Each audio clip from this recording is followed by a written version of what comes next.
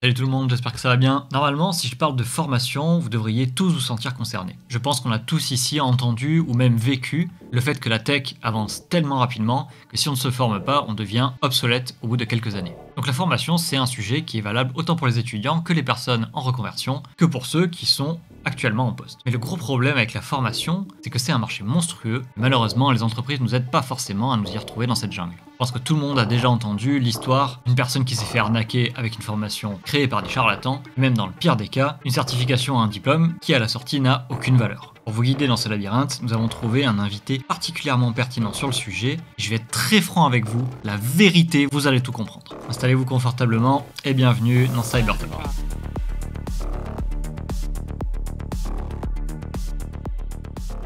Merci à tous d'être là ce soir. Bienvenue pour cette 5e édition de l'émission Cybertalk. Ce soir, le thème général, ça va être les nombreux visages de la formation. On va être accompagné de Hamza qu'on va présenter dans un petit instant. Pour ceux qui connaissent pas le principe de l'émission, je vais faire un rappel très rapide. Je suis donc moi-même accompagné de mon copain Nubosaurus qui se trouve un petit peu malade mais toujours en dessous là.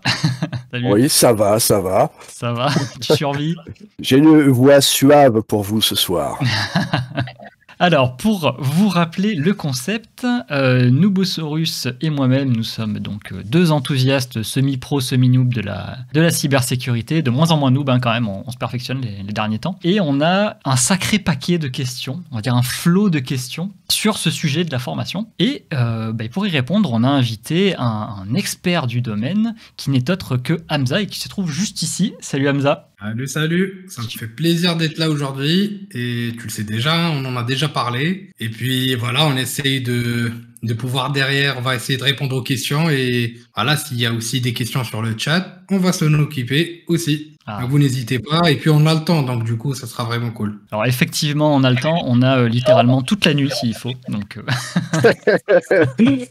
jusqu'à ce que mort s'en suive, ça c'est bon. Une petite news avant de se lancer directement dans le bain. Au niveau du format de l'émission, donc pour ceux qui ne savent pas, je retravaille ensuite les vidéos en podcast vidéo, donc sur ma chaîne YouTube, sur Axback. Vous avez aussi l'émission qui est dispo en podcast audio sur toutes les plateformes que vous pouvez apprécier, sauf Apple Podcast, parce que c'est très casse-pied de le diffuser là-dessus. Et vous retrouverez aussi, de temps en temps, vous avez pu le voir apparaître les derniers temps, des tout petits extraits en short que je mets à disposition sur YouTube. Alors soit pour se rappeler de bonnes punchlines disséminées par nos invités, soit tout simplement pour essayer d'intéresser un peu plus le grand nombre à toute cette science que nous déversent nos invités. On va se lancer tout de suite et on va commencer par présenter notre invité du jour, donc qui est Hamza. Hamza, est-ce que tu peux te présenter? Alors côté pro, côté perso, tu présentes ce que tu veux, tu nous dis ce que tu veux. Qui es-tu? Que fais-tu dans la vie? Voilà, en fait, comme tu le sais déjà, moi je suis un gros amateur déjà, je me définirais comme un gros amateur donc, de la cybersécurité. C'est quelque chose que je fais depuis très très jeune, c'est quelque chose que j'adore et pareillement, on essaie tous de se perfectionner de jour en jour. Grosse passion pour le partage d'informations depuis toujours. J'ai appris comme ça, donc du coup j'essaie aussi de transmettre le peu de savoir que je vais avoir. Et derrière, professionnellement parlant, écoute, je suis formateur, donc cybersécurité sur Alform, donc plateforme que certains peuvent connaître. Donc c'est de la formation e-learning principalement. Je suis aussi formateur en présentiel, je fais des formations un petit peu partout en France, Luxembourg et Belgique, donc du coup en présentiel. Et j'ai aussi à côté une entreprise où je fais du consulting et d'autres services liés à la cybersécurité, comme de l'intégration, comme de l'audit, du test d'intrusion, du red team plus récemment, et ainsi de suite. Donc du coup, voilà globalement ce que je fais. Et bien sûr, à part la formation, j'aime aussi faire beaucoup de choses à côté. J'aime bien faire des petits projets à côté, j'aime bien réaliser à partir de rien du tout, ou développer une activité à partir de rien du tout. C'est un petit peu quelque chose que j'affectionne. Et derrière aussi, pour les gens en cyber, c'est quelque chose que je conseille en fait. C'est pas forcément l'entrepreneuriat en tant que tel, mais vraiment d'avoir quelque chose à côté dans la vraie vie et ne pas vraiment se fondre, on va dire, dans le monde virtuel à 100%. Donc ça reste toujours très intéressant d'avoir une approche dans le monde réel. Un pied dans le monde réel, ça reste vraiment très très intéressant. Donc ça, c'est un petit peu une présentation, si on veut, d'ordre général. t'as brossé pas mal de trucs, c'est nickel, t'es pas rentré dans le détail. Très bien, bah, écoute, merci pour cette présentation. Alors, bah, écoutez, on va passer à la présentation des 3 sujets du jour. Donc, je vous ai donné le thème de la formation tout à l'heure, mais on va essayer de regarder ça sous plusieurs angles différents. Le premier sujet qu'on va aborder, ça va être la formation en cyber, donc vraiment au sens général. On va essayer de faire un bon tour de tout ce qui se fait en formation cyber. Alors cyber ou IT, hein, c'est un peu mêlé forcément. Ensuite, on va aller voir plus précisément le métier de formateur, essayer de faire un peu le tour de toute cette activité. Et on finira sur un sujet formateur ou serial entrepreneur. Tu nous l'as dit, tu as ouvert de multiples entreprises. Et donc voilà, on va aller explorer ça. Pour commencer, avant de rentrer dans le cœur des questions un peu casse-pieds, on va dire, est-ce que tu pourrais déjà nous faire un petit tour du propriétaire, savoir qu'est-ce qui existe comme type de formation? Parce qu'on entend beaucoup parler, tu sais, de différentes formations. Tu as des formations pro, plus perso, tu as des bootcamps, tu as des séminaires, tu as des webinaires, enfin, tu as plein de trucs en fait. Et en général, on s'y perd un petit peu. Est-ce que tu peux nous brosser le tableau grossièrement? Bien sûr. Donc du coup, en fait, tu as tout à fait raison parce qu'en fait, on s'y perd à un moment et ça devient vraiment assez pesant, surtout pour les débutants qui essaient de se positionner. Alors pour parler formation, aujourd'hui, on appelle tout et rien du tout. Enfin, on appelle tout formation, malheureusement aujourd'hui. Mais après, il faut distinguer certaines catégories. Webinar, c'est pas une formation concrètement. Donc dans un webinar, à la base, c'est comme un séminaire entre parenthèses, mais ça va être vraiment super réduit dans le temps. Ça doit pas dépasser 1 heure. Et généralement, ça peut être soit sous format d'une capsule, d'une formation, c'est-à-dire que moi, par exemple, dans mon cas, je présente un webinaire chaque semaine. Dans ce webinaire, ça va être en quelque sorte une capsule d'une compétence que je vais essayer de transmettre. Généralement, c'est ce que les entreprises tech vont essayer de faire. Ça peut être aussi de la vulgarisation, du partage, ou même des éléments qui vont avoir, par exemple, un but commercial. C'est-à-dire, ça peut être un webinaire sponsorisé pour après faire connaître une marque, ça peut être une entreprise qui veut faire connaître son produit, mais encore une fois, ça dépend de l'organisme qui fait le webinaire. Qu'est-ce qui va être vraiment et concrètement intéressant dans le sens ou c'est quoi l'objectif principal? Dans notre cas, c'est le partage, c'est donner quelque chose de gratuit. D'ailleurs, si vous remarquez au niveau des webinaires, jamais personnellement je fais d'approche commerciale, enfin c'est Alform qui est derrière, mais jamais on fait d'approche commerciale purement. On est là pour partager. En plus de ce qu'on fournit, on essaie vraiment d'approcher le maximum de personnes et donner des choses qu'on va pas forcément pouvoir donner en formation. C'est aussi la communauté, ainsi de suite. Le séminaire, ça, on va être vraiment dans un format aussi réduit de formation. Un séminaire, c'est beaucoup plus informatif, c'est beaucoup plus de la vulgarisation. Et généralement, on va pas avoir des gens qui vont être techniques, on va pas aller chercher la technique, on va pas aller chercher à rentrer dans un sujet de manière approfondie. On va dire qu'on va essayer de balayer un sujet de manière générale. Et c'est de courte durée généralement, c'est 2 jours, 3 jours au maximum, on présente plein de sujets.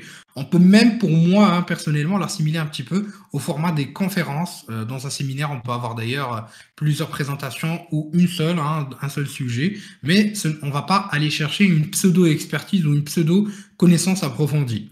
Donc là, on oublie les séminaires et les webinaires parce que pour moi, c'est pas vraiment de la formation. C'est peut-être des capsules. On va essayer de balayer beaucoup de choses. Donc, on s'en débarrasse. Maintenant, venons en formation concrètement. En formation, vous avez le premier format, c'est le format e-learning. Donc, dans ce format principalement, c'est un format où on va avoir des vidéos on demand. Donc, c'est-à-dire qu'il va y avoir des personnes qui vont venir, qui vont acheter une formation et en fait, ils vont arriver sur la vidéo, ils vont voir la vidéo derrière. Ils vont voir la vidéo derrière en replay, entre parenthèses. Donc, c'est du on-demand. Généralement, c'est des formations qui peuvent être techniques ou pas. Mais voilà, l'avantage de ce type de formation, c'est que c'est pas très cher, c'est accessible, ça permet d'aller à son rythme et ça permet aussi aux formateurs de pouvoir prendre le temps de développer et mettre en place quelque chose qui va être assez qualitatif. On peut revoir et revoir et revoir en plus. Donc, c'est un avantage, un autre rythme. Ça, c'est quelque chose que j'adore, donc, personnellement. La deuxième des choses, c'est ce qu'on va appeler du blended learning. Donc, du coup, on va appeler ça comme ça parce qu'il y a, en quelque sorte, une sorte de mix, en fait, une approche hybride entre la formation, donc e-learning, et aussi la formation distancielle. Donc, c'est-à-dire qu'on va avoir un formateur qui va pouvoir interagir, qui va pouvoir donc avoir certains échanges certains coachings dans certains cas avec les étudiants ou stagiaires de manière générale. Et il va pouvoir leur apporter une valeur ajoutée, un accompagnement ou même une partie du cours qui va être jouée en distanciel. Donc du coup, ça c'est le format le plus intéressant pour les gens aujourd'hui, d'après ce que j'ai vu. Et l'intérêt y est vraiment. D'ailleurs, je vous donne une petite info en exclu. On va lancer prochainement des virtual classes en mode blended learning. Donc du coup, ça sera un petit peu ce que j'ai expliqué. Ensuite, on a tout ce qui va toucher aux formations ou virtual classes. Les virtual classes, c'est de la formation en distanciel. C'est-à-dire que vous suivez une formation, mais de chez vous. Donc, à partir du confort de votre maison, ça peut être avoir des points positifs ou négatifs, comme la config technique, les problèmes de connexion. Et moi, je trouve toujours que, je fais ça, donc du coup, je vais pas critiquer, mais je trouve toujours que c'est sympa d'avoir la partie humaine dans la formation. C'est bien d'avoir de la formation distancielle, très cool, mais je trouve toujours que la formation en présentiel rajoute un certain, on va dire, une dose d'humanité, parce que la formation, elle passe, mais les relations, elles, vont rester aujourd'hui, vont apporter une certaine communauté, un certain échange, et c'est pour ça que j'aime beaucoup plus ce format-là, au final, et finalement, donc d'ailleurs, c'est la dernière catégorie ou grande catégorie de formation qui existe aujourd'hui. Et donc, bien sûr, il y a aussi des entreprises et des organismes qui fournissent aujourd'hui des formations. Donc, via des workbooks, c'est-à-dire vous recevez vos livres, vos TB, vous suivez tout seul et vous pouvez, à partir de là, passer votre certif s'il y en a ou pas. Donc, simplement, vous suivez votre formation au rythme que vous souhaitez. Donc, c'est simplement sous un format papier. C'est un peu révolu aujourd'hui avec tout ce qui est digitalisé. Mais néanmoins, j'ai vu que ça marchait encore pour beaucoup d'entreprises. Donc, du coup, après, chaque approche va avoir ses points positifs ou négatifs. Pour moi, ça dépend vraiment de vos attentes, de votre niveau aussi. Il y en a qui peuvent progresser en regardant des vidéos sur YouTube et en cherchant sur Google. Bien sûr, Google, on y trouve tout, la connaissance, elle est là. Mais moi, donc on va dire, personnellement, quand je vais m'auto-former, je vais être assez autodidacte, je vais faire mes recherches, mais aussi je vais benchmarker ce qui existe un peu sur le marché de la formation. Notamment, je vais chercher du e-learning proprement parce que ça va me faire gagner du temps. Je suis à mon rythme et je peux accélérer ou pas. Mais derrière, chacun a ses points forts et points faibles. Vous pouvez préférer suivre la formation donc tranquillement. Vous pouvez préférer faire votre recherche tout seul. Vous pourrez préférer la faire en présentiel. Ça fait dormir certains, effectivement. Mais dans d'autres cas, d'autres ont besoin de cette approche humaine, ont besoin de cette approche en fait tactile et venir se déplacer, et chacun a ses avantages et ses inconvénients. Chacun va préférer un format ou l'autre, et c'est pour ça que pour moi il faut pas vraiment juger les formations, parce que déjà encore une fois ça dépend de vous, de vos attentes, de ce que vous cherchez concrètement, et il faut, avant de pouvoir suivre une formation, déjà se positionner pour ne pas être, on va dire donc confus face aux offres qu'il y a, et ne pas être déçu par rapport à une offre qu'on va prendre ou pas. D'ailleurs, on va parler de certains formats de formation. Par exemple, formation certifiante, formation en France, par exemple, on retrouve les RS, les RNCP, c'est quoi la différence, les niveaux, etc., etc. Donc, bien sûr, il y a certaines ambiguïtés qu'il faut discuter, et faire le bon choix peut être extrêmement important pour une bonne carrière, à mon goût. Donc, on essaiera d'en parler par la suite. Je pense que, je sais pas si j'ai fait le tour ou pas. Ouais, écoute, c'est excellent comme intro. Ouais, c'est assez complet même. Hein. Alors, tu parlais des différents types de formations. Est-ce qu'il y a des choses qui sont réservées aux particuliers ou plus, enfin l'inverse, des choses qui sont réservées exclusivement aux entreprises? Alors, je vais me faire lyncher peut-être par certains. Mais pour moi, déjà, toutes les formations sont à prendre avec des pincettes. Encore une fois, ça dépend de vous et de vos attentes. Ça, c'est très, très important. Qu'est-ce que je veux faire de cette formation? Est-ce que je suis dans un nouveau poste? Je veux me positionner. Est-ce que je veux être certifié, ou est-ce que je veux chercher un nouveau travail? Est-ce que je souhaite monter en compétence seulement juste pour moi-même? Est-ce que je souhaite par la suite faire un master ou développer, je sais pas, ou pousser un peu mes études à l'extrême? etc., etc. Donc déjà, il faut se positionner. Vous, qu'est-ce que vous souhaitez? Parce que depuis le début où j'ai commencé la formation, ça fait quand même 11 ans à peu près, je remarque que beaucoup de personnes arrivent sans même savoir où se situer. Ils savent pas ce qu'ils veulent. Est-ce qu'ils veulent trouver un travail? Est-ce qu'ils veulent se projeter dans l'avenir? Est-ce qu'ils veulent simplement monter en compétences? Donc ça, c'est très très important à mettre en place. Qu'est-ce que je veux? Si je veux monter en compétences, où est-ce que je vais monter en compétences? Quels sont mes objectifs? Est-ce que c'est de la sécu offensive, défensive, et ainsi de suite? Et là, vous avez plein de formations pour monter en compétences qui existent. Vous pouvez prendre déjà ce qui est disponible gratuitement, bien sûr. Sur YouTube, c'est une mine d'or. Internet, c'est une mine d'or. Mais ce n'est pas didactique. Il n'y a pas une certaine pédagogie qui est mise en place et on peut perdre le fil. Donc ça, je nie pas que tout est accessible, mais le formateur, quand il va faire une formation, c'est le fil conducteur. J'ai parfois quelques personnes, bien sûr, qui vont venir critiquer, que ce soit moi ou d'autres personnes, et qui vont dire, ouais, mais pourquoi moi je vais faire une formation alors que tout est accessible? Oui, personne ne crée du savoir, on est consommateur. Et donc, de ce fait, quand on va partager, on ajoute une couche, comment dirais-je, on ajoute une couche derrière de pédagogie, d'un certain fil conducteur et de compétences fonctionnelles. Donc, il y en a qui préfèrent le faire tout seul, tant mieux. Il y en a d'autres qui préfèrent que quelqu'un puisse apporter leur petite, on va dire, leur petite couche. Bah, tant mieux aussi pour eux. Donc, pour moi en particulier, ils peuvent prendre tout et n'importe quoi. Dans le sens où il sait où il va et il sait ce qu'il veut consommer. On a aujourd'hui des organismes francophones qui proposent de la formation. Par exemple, je vais prendre mon domaine, la cyber. Il y a par exemple Alform, il y a même Open Classroom, il y a Scylla aussi qui sont pas mal. Donc il y a tout le monde, donc il y a beaucoup d'offres francophones qui sont sympas. Udemy, on peut trouver du mauvais et du bon aussi. Mais bien sûr, tout savoir n'est pas perdu, on apprend. Dans le monde anglophone, bien sûr, moi je dirais il ne faut pas perdre son temps à pouvoir, comment dirais-je, à pouvoir naviguer trop comme il faut sur Internet et tout essayer de gober, tout essayer d'analyser. En fait, à un moment, on a en fait ce qu'on appelle de l'infobésité.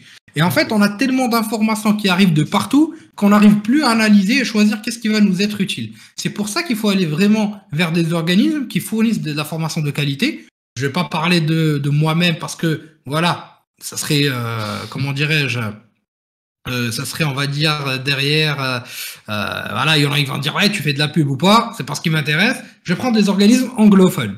Les organismes anglophones, par exemple, il y a des références. Il y a des références qui sont très intéressantes. Pour ceux qui n'ont pas le budget, il y a du Udemy à 10$. Pour ceux qui n'ont pas le budget, il y a aussi d'autres plateformes, par exemple comme TCM, qui fournissent des formations de qualité pour le prix que c'est. Je suis pas d'accord avec tout, mais c'est des formations de qualité pour des petits budgets. Et donc, du coup, le problème, c'est pas forcément de l'argent. Donc là, par exemple, pour cette catégorie de personnes, il y a ce type de formation ou bien il y a l'autodidactie.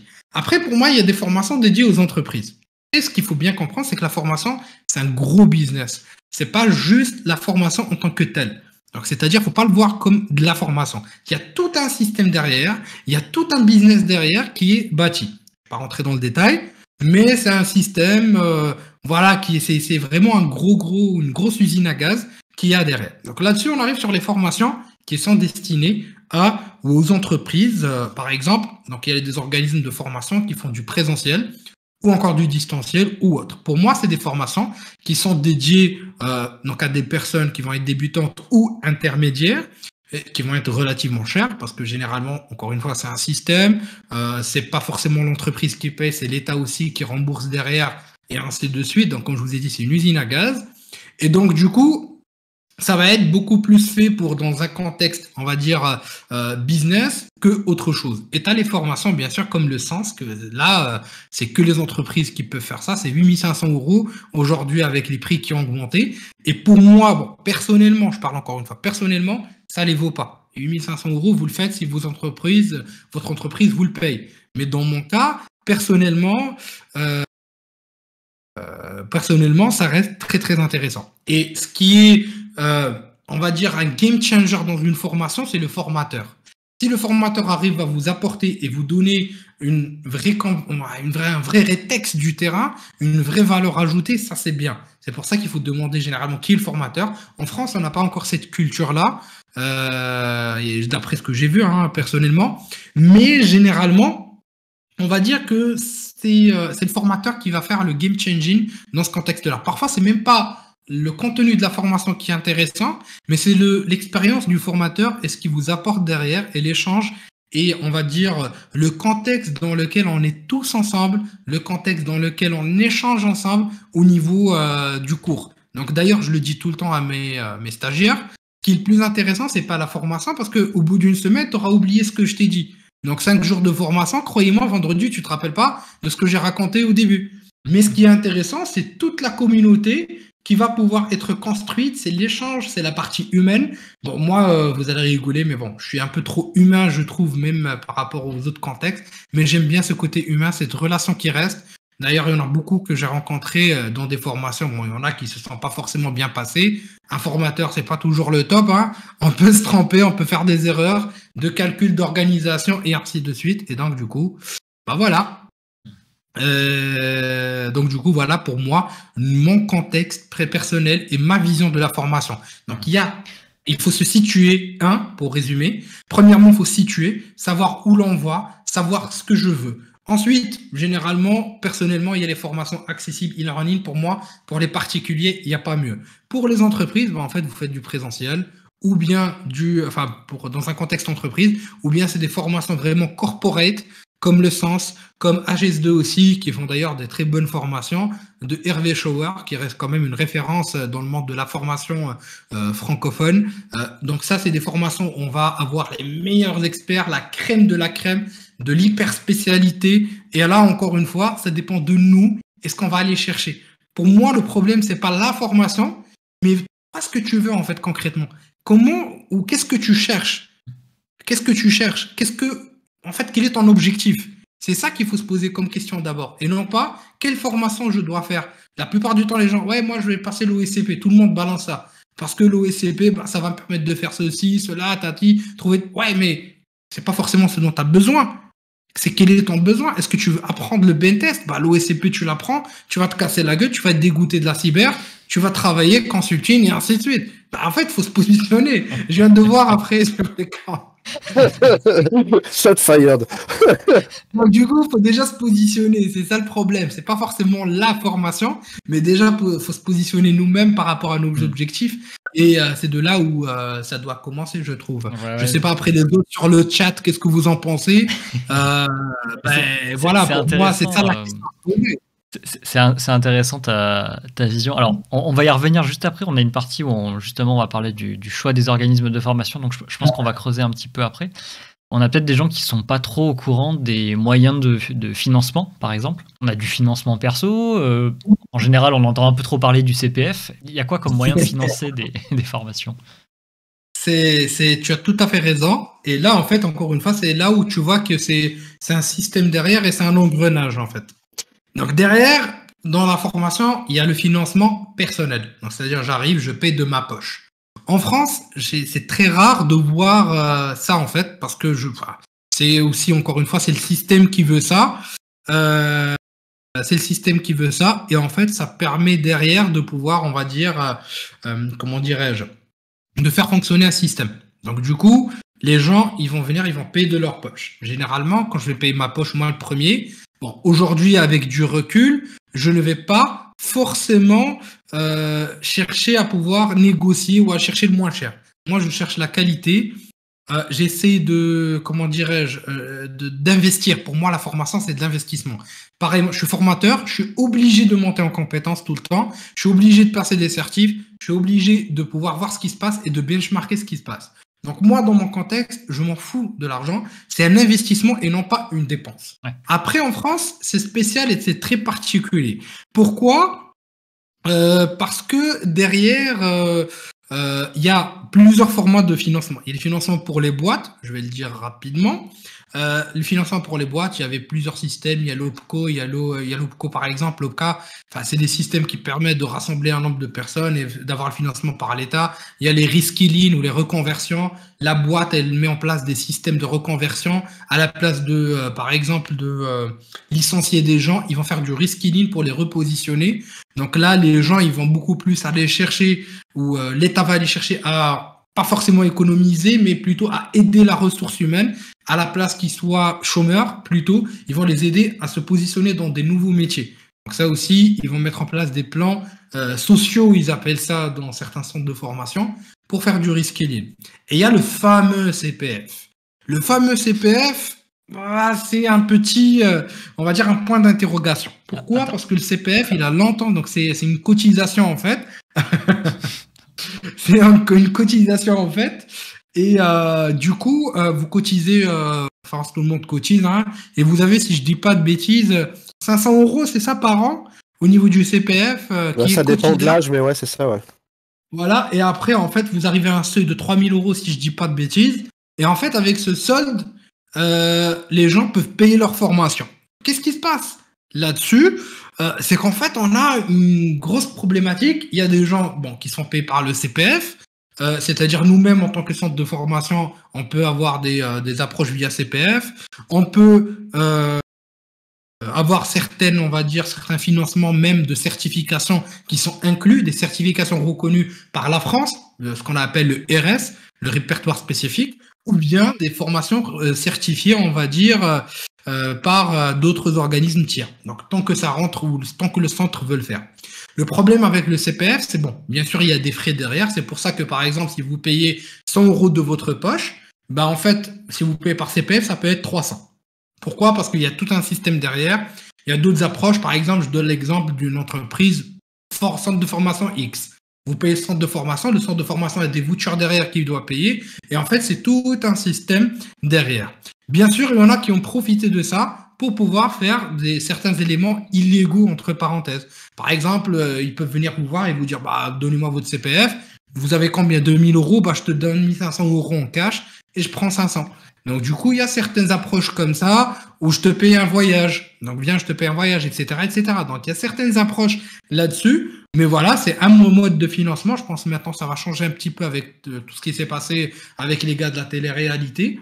Mais c'est une façon pour les gens en France de pouvoir se former, on va pas dire gratuitement, parce que quand même, c'est un droit. Et pour moi, le droit n'est pas gratuit. Donc, il y a des gens qui se sont battus pour ça. Et du coup, c'est un des éléments pour pouvoir, on va dire, financer une formation. Et après, pour le financement, les gens peuvent aussi suivre des formations gratuites. C'est ce qu'on appelle des programmes aussi de reconversion. C'est des POI. POI et POE. Donc, en fait, c'est des formations, en fait, qui vont être là pour aider les personnes à trouver du travail après la formation. Donc, c'est très ciblé. C'est des programmes qui sont mis en place par les régions. Et donc, du coup, ça permet aux gens de pouvoir rapidement se reconvertir, d'avoir, des formations rapides sur 6 mois, 5 mois, 3 mois parfois. Généralement, c'est 55 jours, sans compter les week-ends, bien sûr. Et ça permet de trouver des postes assez rapidement. C'est très, très ciblé comme formation. Et donc, du coup, je trouve ça vraiment très, très sympa. Et donc, du coup, ça, c'est les moyens de financement derrière qui peuvent nous permettre d'avoir soit une formation gratuite, entre parenthèses, gratuite, et tu as aussi la formation que tu vas payer de ta poche. Et encore une fois, pour moi, c'est pas le souci qu'il faut se poser. Et donc, du coup, là où il faut réfléchir surtout, c'est ce que je veux encore. Vous allez me détester, mais encore, c'est quoi l'objectif ? Est-ce que je souhaite faire un reskilling ? Est-ce que je souhaite trouver du boulot ? Est-ce que c'est pour moi, etc., etc. Parce qu'il y a tellement de choses. Et après, vient ensuite les objectifs concrets. Et là, je choisis ce que je veux.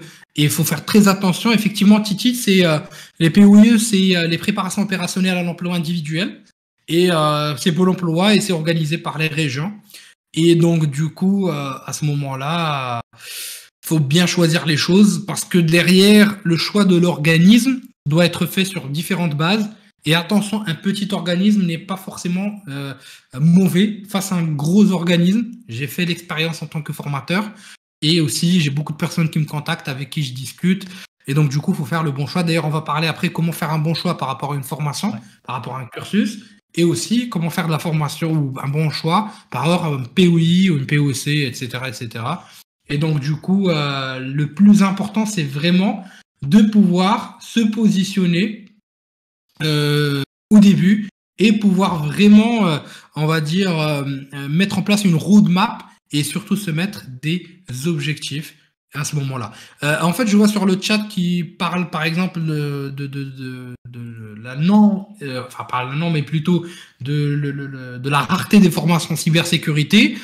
Il y en existe, j'en ai participé, j'en ai créé, donc il y en a. Donc ça, je peux te dire, c'est sûr, c'est là à 100%. Et il suffit donc tout simplement de choisir, ça dépend des régions. Il y a des régions qui viennent de rejoindre cette année et petit à petit, les choses sont en train de changer.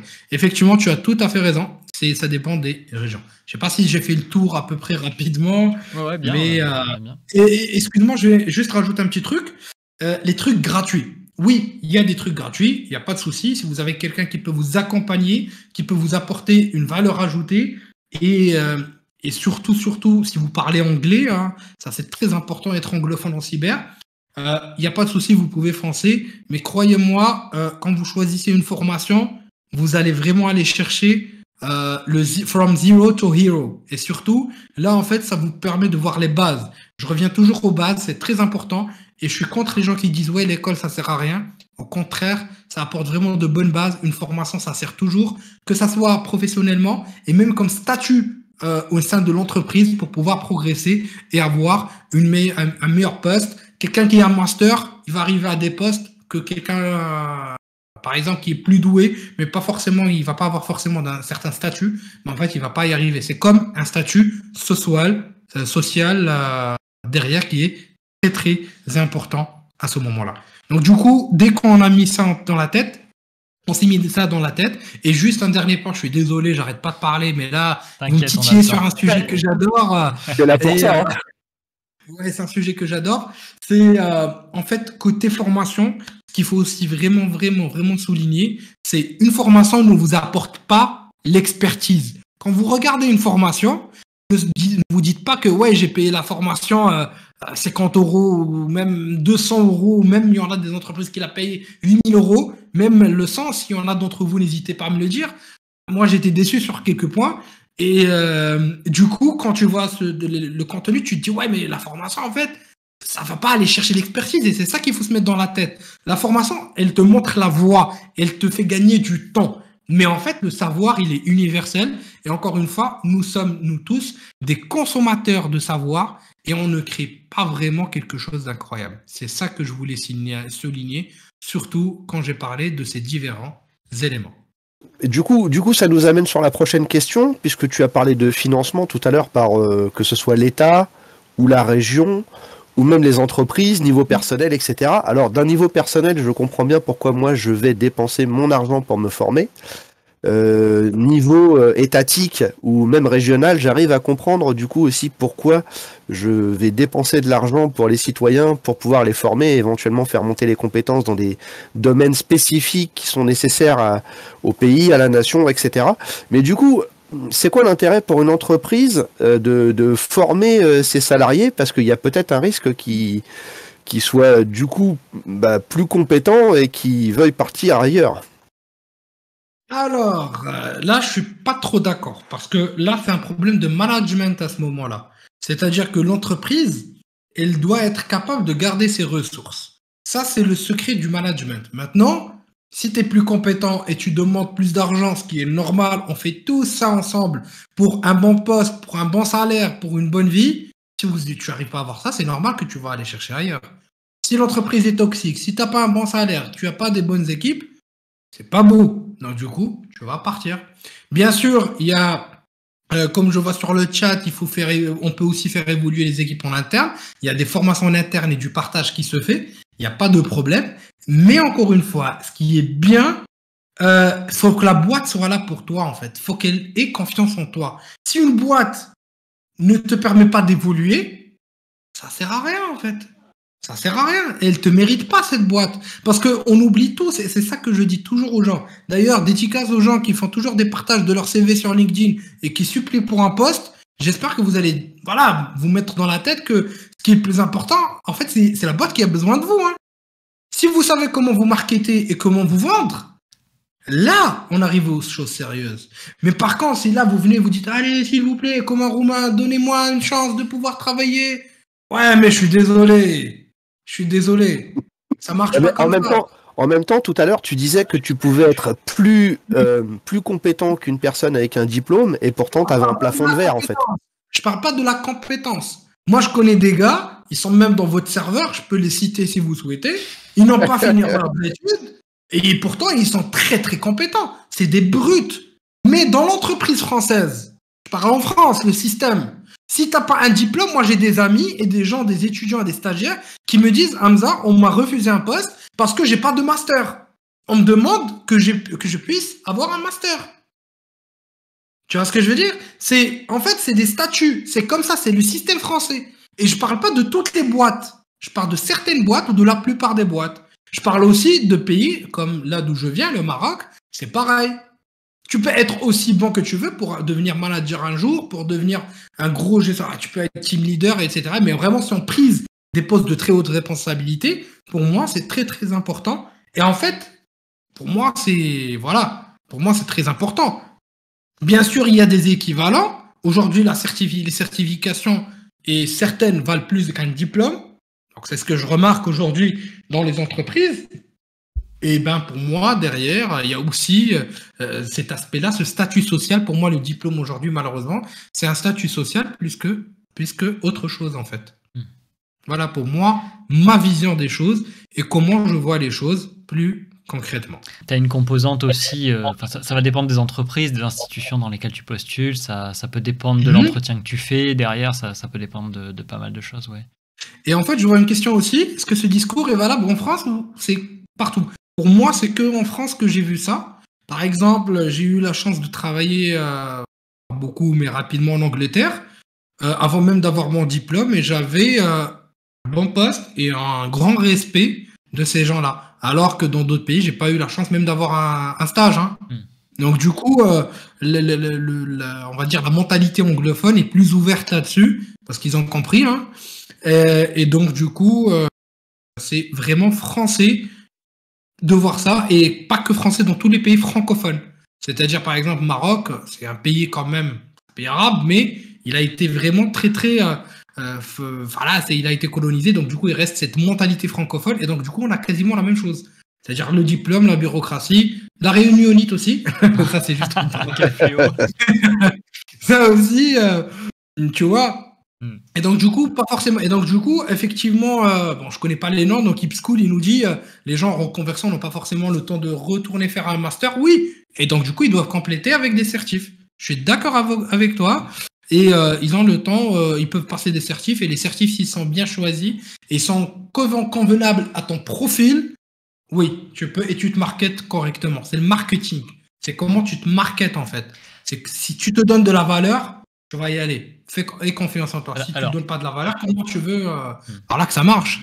Je vais revenir juste sur la question parce que du coup, tu as complètement esquivé. Quoi ? Tu as complètement esquivé. Quel est l'intérêt de l'entreprise si elle te paye une formation? Est-ce que, en fait, dans quel sens ça peut lui bénéficier? Déjà, ça c'est une question, tu veux me piéger, toi. Mais c'est pas. Déjà, elle a un avantage fiscal, on va enlever ce détail-là rapidement. C'est important. On va rentrer dans le détail. On s'en fout. Ensuite, la deuxième des choses, c'est ils peuvent gagner plus de marché grâce à toi. Parce que bon, il y a certains marchés qui nécessitent la formation des personnes. Il faut que tu sois formé à l'année. Il y a un quota en fait de formation aussi par l'État qui est demandé, etc., etc. Donc du coup, la formation rentre dans le plan social, rentre dans la culture, etc., etc. Il y a aussi les clients pour facturer plus et pour avoir de nouveaux marchés et de nouvelles, on va dire, opportunités et vendre mieux on va dire, gagner plus d'appels d'offres et prendre un petit peu plus, on va dire, comment dirais-je, avoir derrière plus d'opportunités intéressantes. Et donc, du coup, voilà, pour moi, c'est ça la vision qui compte. C'est une belle vitrine, en fait, pour la société, quoi. Voilà, c'est une vitre. Voilà. Et en fait, ça revient toujours au même. C'est, en fait, les ressources humaines, c'est la puissance d'une boîte. C'est ça qu'il faut comprendre.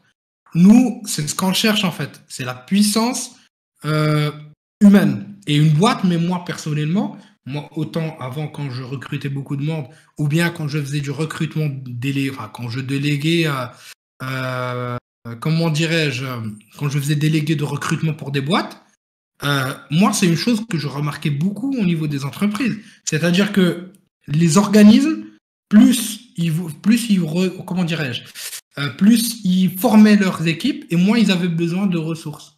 Et ça, c'était incroyable. Donc, du coup, quand je voyais plus ils avaient de la formation, plus ils aidaient, ils investissaient dans la ressource humaine, plus la ressource était là, était focus et elle apportait de vraies valeurs ajoutées. Et du coup, pour moi, encore une fois, je le répète, je suis désolé, mais derrière, c'est une question de confiance en soi, de self-esteem. Et la boîte, encore une fois, elle gagne aussi en image, en visibilité. C'est pour ça que tu as des boîtes. Il y a des évangélistes que tu peux voir. C'est un métier aussi qui a évolué. C'est l'image, c'est le branding de la boîte. Il y a des boîtes, par exemple, des boîtes qui ne forment, comment dirais-je, des boîtes qui prennent que des Microsoft MVP, par exemple. Et donc, du coup, ça donne une certaine image de marque. Ça permet de vendre plus cher des prestats et ainsi de suite. Donc, c'est encore une fois tout un système derrière qui est là, en fait. Ouais, donc mais c'est ça, tu vois, je trouve que c'est très important de le dire parce qu'on a quand même beaucoup de personnes qui débutent et qui se disent, ah bah tiens, j'ai une offre d'emploi, on m'offre des certifications à 2000 balles. Ça a été mon cas, moi, pour le SCP, par exemple. Alors oui, effectivement, c'est un beau cadeau, entre guillemets, si toi, tu as envie de te former à ce moment-là, mais c'est pas vraiment un cadeau, en fait, c'est donnant-donnant. Ça va dans les deux sens. C'est pas un cadeau. Une entreprise... comment dirais-je, une entreprise, elle est là, comment dirais-je, elle est là pour aussi prendre, en fait, une entreprise ne donne rien du tout si elle va pas prendre, en fait. C'est-à-dire, il y a toujours une contrepartie. Une entreprise, si elle te donne 3 000 euros par mois, c'est qu'elle gagne derrière 30 000. Tu vois ce que je veux dire? C'est pour ça que moi, je me fais détester par beaucoup de boîtes, mais j'aime dire les choses comme elles sont. La boîte, elle a besoin de la ressource humaine. Et si elle permet de pouvoir faire évoluer et la confiance en l'évolution de ses ressources, elle ira loin, cette boîte. Et d'ailleurs, je tenais vraiment à remercier Alform parce que c'est grâce à eux que je me suis retrouvé dans ce domaine-là. C'est grâce à son fondateur qui est venu me chercher et qui m'a tout appris et qui m'a permis de m'améliorer et qui m'a fait confiance et qui me fait confiance. Et donc, du coup, pour moi, la boîte, je quitterai jamais une boîte pour une autre, par exemple. C'est-à-dire, je suis avec eux. Demain, tu me donnes ce que tu veux, jamais je quitterai cette boîte. C'est pas pour de l'argent forcément, mais c'est aussi tout l'écosystème. C'est pour ça qu'on parle d'écosystème. Est-ce que vous pouvez vous former comme vous voulez? Ou c'est la boîte qui choisit vos formations pour signer ou pour cocher un quota? Est-ce que ça vous permet de développer vos compétences, de pouvoir apporter aussi? Il faut que vous vous sentiez quelqu'un, comme je dis toujours, dans votre boîte. C'est ça le plus important et c'est ça la meilleure valeur ajoutée. Bon, je te laisse après parce que sinon, je vais pas me taire. Super, non mais super réponse, c'est parole d'évangile vraiment. Très bien. Alors bah écoute, justement, on va parler un petit peu plus des organismes de formation. On va essayer de creuser un peu. Alors, on n'en est pas encore au choix des organismes de formation réellement, mais on va essayer de comprendre un petit peu tout ça. Déjà, au niveau organisme de formation pur et dur, est-ce qu'il y a une scission, par exemple, entre ce qui se fait côté public et ce qui se fait côté privé? Est-ce que ça existe? Tu me poses des questions pièges, tu veux me piéger. tu veux me créer des problèmes. Non. Alors, oui, il y a une grosse différence. Il faut différencier 3 grandes catégories de formations. Il y a les formations en intra, c'est-à-dire que c'est des formations qui sont faites au sein d'une même entreprise. C'est-à-dire, j'arrive chez le centre de formation, je dis, écoute, j'ai une équipe de 10 personnes, vous me faites un audit avec le formateur, je veux qu'il monte en compétence sur, par exemple, le DevSecOps. Bien, c'est pas grave, c'est sur mesure, c'est bien, c'est parfait. Il y a les formations inter-entreprises, c'est-à-dire, tu n'as pas assez de personnes pour faire la session. Tu dis, bah écoute, j'ai 2 personnes, plus une 3e, une 4e et une 5e, mais ils ne sont pas de la même boîte. Donc, du coup, 2 personnes, c'est pas suffisant, je te ramène d'autres boîtes. Et donc, du coup, on ne peut pas avoir une certaine customisation et une certaine exclusivité du contenu ou, on va dire, un contenu customisé. Donc là, c'est un problème parce que tu peux tomber avec des mecs super calés et des mecs qui sont nuls et le formateur, il est obligé d'aller avec les plus nuls. C'est le niveau le plus bas qui va gagner, mais aussi le nombre de personnes. C'est-à-dire que moi, derrière, j'ai 10 personnes. Si j'ai 10 personnes derrière, et si j'ai, par exemple, 2 qui sont nuls, quand je dis nul, c'est pas pour mal parler, au contraire, on est tous nuls devant quelqu'un d'autre. On va dire qu'ils ne respectent pas les prérequis de la formation. Ça, c'est le plus important. Pour moi, je vais aller avec ceux qui respectent les prérequis. Même si les autres, ils n'ont pas... Mais par contre, si on a 8 personnes qui ne respectent pas les prérequis et 2 qui les respectent, je vais aller avec les 8 personnes. Je suis obligé, parce que c'est la masse qui gagne. Donc pour moi, c'est les pires formations en tant que formateur et même les pires formations que je peux conseiller. Pour moi, c'est les... Vraiment, il faut le faire quand on est vraiment débutant. Donc là, on n'a rien à perdre. Il faut vraiment souligner avec la boîte de formation le fait qu'on a ou pas les prérequis et voilà, être vraiment très précis relativement à nos attentes. Il y a aussi les formations donc, publiques qui peuvent être données par l'État. Généralement, les formations de l'État, elles passent par 2 phases. Généralement, ça peut être aussi des interentreprises, c'est-à-dire le gars, il vient sur une autre boîte, avec d'autres boîtes, et en fait, ça peut être aussi, comment ça s'appelle déjà, sur un marché public, en fait. Et le marché public, il est gagné sur une base de plans de formation qui seront fournis, sur des contenus, sur les différents formateurs éventuels qui vont donner les formations, etc., etc. On revient toujours au même problème, c'est-à-dire est-ce que les gars ont les prérequis qui vont suivre la formation? Est-ce que le formateur est bon? Tout dépend du formateur, s'il s'adapte ou pas, et tout dépend aussi de certaines autres conditions, et notamment pour moi, la plus importante, c'est les prérequis qui sont à respecter. Donc c'est pour ça que je souligne on va dire que je vais vraiment souligner ce point-là, c'est les prérequis, le contenu de la formation, mais généralement, ça ne va pas vraiment différer. Et sur les formations ultra pointues, en fait, l'État va vous aller chercher la crème de la crème, voire même des formations à l'étranger. Je dirais par exemple des formations d'Israël, des formations de Chine, etc., etc. Enfin, la Chine un peu moins, mais surtout Israël, parce que c'est là où on a les meilleurs ou la pointe de la formation en cybersécurité et les compétences. Il faut se l'avouer là-dessus. Alors là, j'espère avoir répondu déjà à ta question de manière générale, même si Tololololo m'a mis en fou rire là pour finir le live dans 18h. Pour le webinaire de demain. Là, j'ai vu, j'étais en train de parler, j'ai dit oh là là, qu'est-ce qu'il vient de dire? Alors, pour ceux qui n'ont pas la vidéo, qui nous écoutent en podcast, effectivement, il y a quelqu'un qui nous a demandé si on allait finir le live avant demain 18h. Parce que Hamza a un webinaire à faire, donc on promet rien. Voilà, la réponse, c'est on promet. Et il parle beaucoup, t'as oublié le détail. Il y a un sujet qu'on voit souvent, quand on voit des formations, t'en as certaines qui sont certifiantes ou diplômantes. Qu'est-ce que c'est? C'est quoi la différence entre les deux? Est-ce que c'est mieux si c'est certifiant? Est-ce que c'est mieux si t'as un diplôme à la clé? Est-ce que les diplômes ont une valeur? Est-ce qu'ils ont tous la même valeur? Alors, tu veux la vérité ou tu veux ce qu'on te vend? Forcément, la vérité. Alors, comme je vous disais, les formations diplômantes sont intéressantes parce que ça dépend du type de diplôme. Généralement, c'est un équivalent, ça va être équivalent de bac plus 3, 4 et même parfois bac plus 5 dans certains cas. Mais généralement, c'est maximum bac plus 3, plus 4. Ces formations diplômantes ont, on va dire, ont une vraie valeur. Parce que bon, c'est un statut, encore une fois. Il y a les bases, ça permet d'avoir des bonnes compétences et c'est réputé. Et l'État ne délivre pas la possibilité de donner ses diplômes à n'importe qui. C'est généralement lié à ce qu'on va appeler du RNCP. Et en fait, il y a plein de modules qui sont au niveau de ce diplôme-là. Et après, tu as les modules liés aux formations certifiantes. Donc la formation certifiante, c'est un certificat qui est lié en fait à un répertoire spécifique qu'on va nommer RS. Et en fait, c'est une formation certifiante qui va certifier une compétence ou un bloc de compétences. Et donc là-dessus, ça dépend encore une fois de l'organisme et de la réputation de la certification.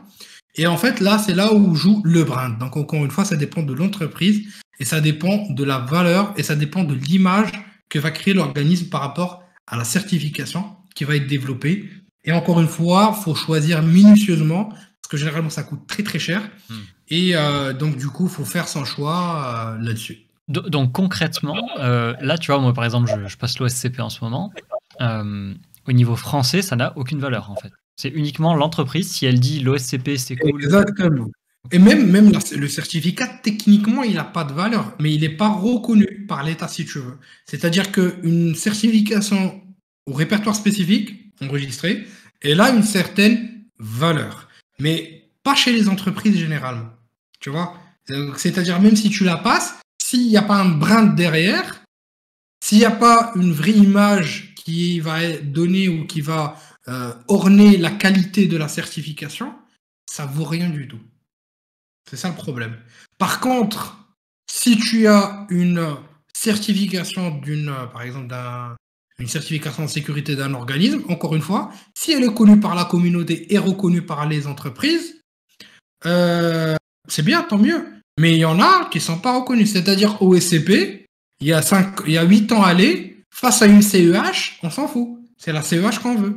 Ouais. Et même aujourd'hui, la CEH a de la place parfois.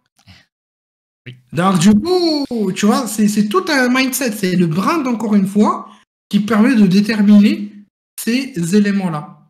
Et donc du coup, les certifications reconnues, il faut les chercher. Il faut chercher, et en fait c'est un travail de recherche, encore une fois, et ça dépend des boîtes. Et moi, il y a bien sûr les must-have qu'il faut avoir pour travailler dans tel ou tel domaine, et il y a bien sûr les plus, c'est-à-dire demain mon entreprise me fait une formation, elle est certifiante, c'est pas grave, je peux passer cette certification sans aucun problème, sans aucun souci, et puisque voilà, elle est là, et en plus de ça, on peut aussi chercher ceux qui sont connus. Ils sont beaucoup plus connus dans le domaine aujourd'hui de la bureautique, de l'informatique pour débutants, etc., etc. Pas forcément dans les domaines plus poussés, mais derrière, voilà, ça peut avoir, on va dire, une plus-value. Ça dépend de l'entreprise, mais généralement, c'est vraiment les certifs, les entreprises. C'est là où il y a l'argent.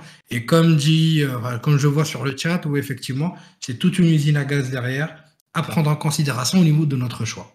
On a des certifications, on a des diplômes, on a une tonne d'organismes de formation. Et moi, le petit nouveau, quand j'arrive là-dedans, effectivement, moi, je sais ce que je veux faire. Par exemple, je vais dire n'importe quoi. Je veux faire du pentest, je vais aller bosser pour une boîte qui fait du pentest. Mais comment je vais pouvoir, moi, choisir un organisme de formation de qualité? Est-ce qu'il y a des organismes de contrôle sur ces organismes de formation? Il y a un contrôle qui est fait au renouvellement de ces certifs. Si on prend les certifs et même les titres RNCP, équivalent de Bac plus 2, 3 ou 4. Donc là, il y a en fait un certain contrôle d'après mes modestes connaissances et mon modeste, voilà, peut-être je peux me tromper, mais pour moi, il y a un contrôle qui est fait au renouvellement ou bien à la première fois où tu vas fournir, on va dire, où tu vas déposer ton dossier pour avoir la possibilité de le faire. Un peu comme l'organisme Calliope ou ce genre de choses, quoi. Non. Calliope, okay. Ça veut juste dire que tu as une certaine qualité, que tu as des bons formateurs formés, certifiés, etc., etc. Non, ça n'a rien à voir. Okay. En fait, ça, c'est France Compétences qui le fait. Et en fait, déjà, ils sont submergés. Il y a beaucoup trop c'est encore une fois tout un système. Il y a un contrôle qui est fait, bien sûr, s'il y a quelqu'un qui se plaint. Il y a un contrôle qui se fait lorsqu'on va avoir, on va dire, un renouvellement par rapport aux personnes qui ont été certifiées. Est-ce qu'ils ont trouvé du travail? Est-ce que ça a été efficace? Est-ce que vous avez des retours et des témoignages, etc., pour avoir une certaine valeur? Mais on ne peut pas tout contrôler. Imagine, tu as chaque centre qui fait 500-600, je dis n'importe quoi, par mois. Sur 100 centres, c'est 500. Comment tu veux contrôler? Donc, du coup, c'est au renouvellement qu'il y a le contrôle. Il y a une commission qui contrôle ça et un suivi, mais c'est pas fameux. Donc, on va être complètement... Du coup, il n'y a pas un label, quoi. Il y a un label, mais en même temps, c'est pas un label sur lequel on va dire que, comment dirais-je, c'est pas un label comme... assurer de la qualité, même si tu as le label, en fait, c'est ça? Voilà, exactement. Parce que forcément, les gens qui vont faire les évaluations, c'est pas des gens techniques. Tu vois? Donc, imagine en cyber, tu n'as même pas assez de personnes compétentes pour faire déjà l'évaluation. Pédagogiquement, on parle même pas techniquement. Donc, du coup, tu as tellement de personnes, tu as tellement d'éléments que tu peux pas, en fait. Tu peux pas, c'est compliqué. Il faut des gens techniques, il faut des gens pédagogues, il faut des gens qui ont le temps d'aller vérifier tout ça. Et parfois, tu sais, tu as des gens ultra técos qui vont évaluer selon leurs compétences à eux. Parfois, des gens non compétents qui vont faire n'importe quoi. Donc, tu vois, le contrôle pour nous, on dit toujours, même moi le premier, contrôle, faut contrôler, faut faire ceci, faut faire cela. Mais c'est compliqué le contrôle. C'est très compliqué. Déjà, la France fait beaucoup d'efforts pour tout. Donc, c'est très respectable. C'est un pays qui permet, et je le dis à tous mes amis français, vous avez de la chance de vivre en France et d'avoir la possibilité de vous former comme vous voulez et de devenir qui vous voulez. C'est possible en France. Et vous avez, il ne faut pas rater cette opportunité et faire les bons choix et ne pas forcément suivre la toxicité que vous pouvez retrouver dans quelques canaux Discord et les faux conseils et on va dire les trash talks que vous pouvez voir de gens. Voilà, je vais pas. C'est chez nous Bozorush, ça, je crois, non? C'est ça? Non, c'est pas chez moi, jamais. Faut vraiment prendre le temps de voir des gens sains qui peuvent vous donner des bons conseils, qui ont réussi eux-mêmes dans leur parcours. Et pour moi, ça c'est très très important. Et je vous conseille vraiment de prendre le temps. Bien sûr, il y a des choses qui sont connues quand on parle d'OSCP, quand on parle de hack the box, quand on parle de hard skills, généralement oui. Et tu as aussi les soft skills, et c'est ça qu'on rate le plus. C'est comment toi tu vas être humainement. Est-ce que tu vas bien te comporter, bien t'habiller, bien te présenter, bien. En fait, le savoir-être, c'est un art, en fait.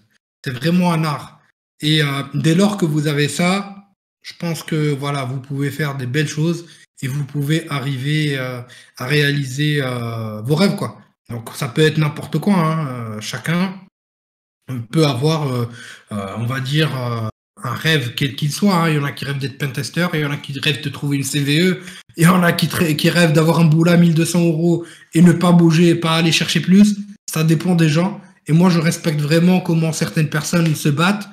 Je citerai même nos Bozorush là avec nous, comment il essaie de pousser. Je citerai Processus Steve, je citerai Wicked, je citerai Actpack. Toi-même, tu fais un travail incroyable, Lotus. J'adore comment tu fais les choses. Et en fait, c'est cette communauté qu'il faut voir plutôt que voir voilà, des gens dark dans le mauvais côté de la chose. Et exactement, savoir tchatcher, c'est très important. Et regarder les gens qui sont en haut de l'échelle, parce qu'on rêve tous d'avoir un vrai... C'est des gens qui savent se présenter, savent se vendre. Je vous le répète.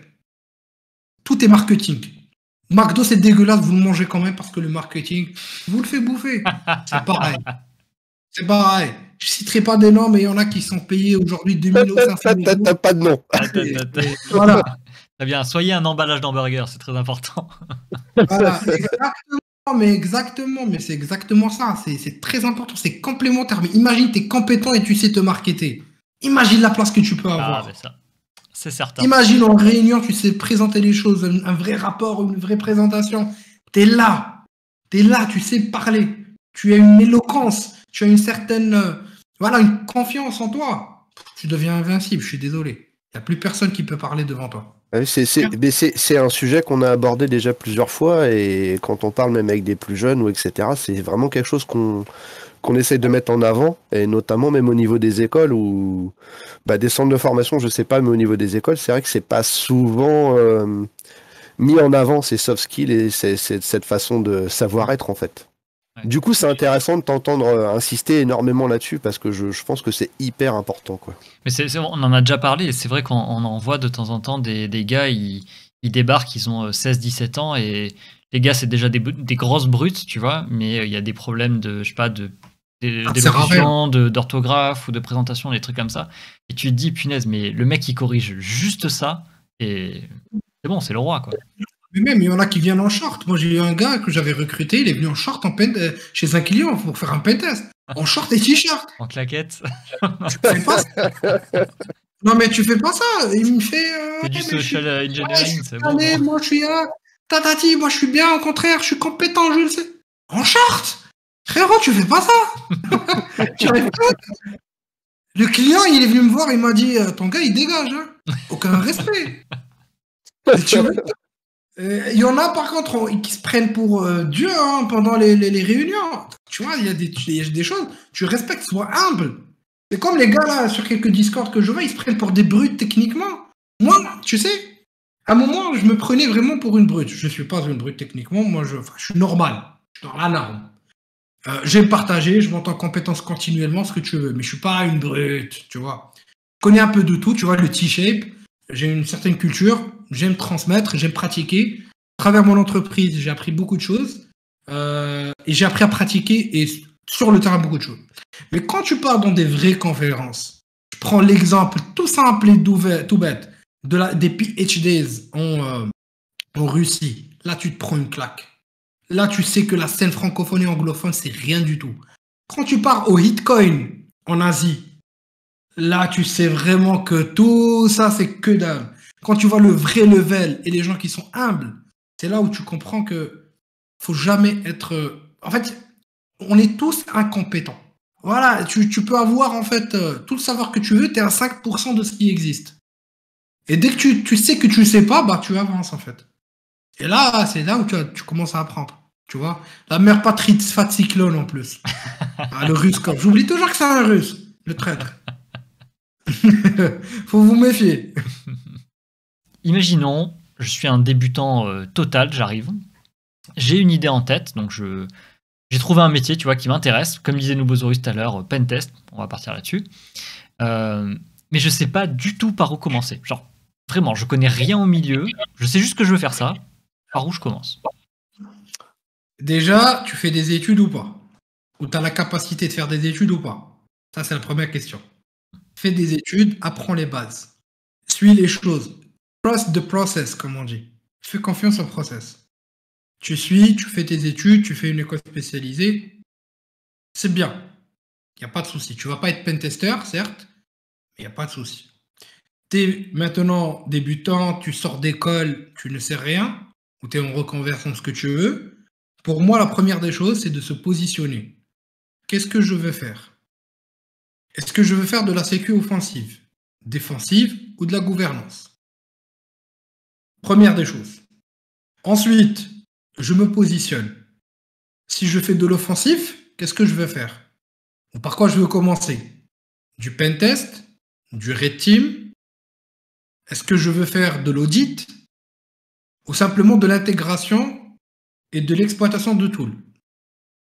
Deuxième des choses, si je fais du défensif, est-ce que je fais analyste SOC, investigateur forensique? Est-ce que je veux travailler dans une entreprise en tant qu'analyste ou autre?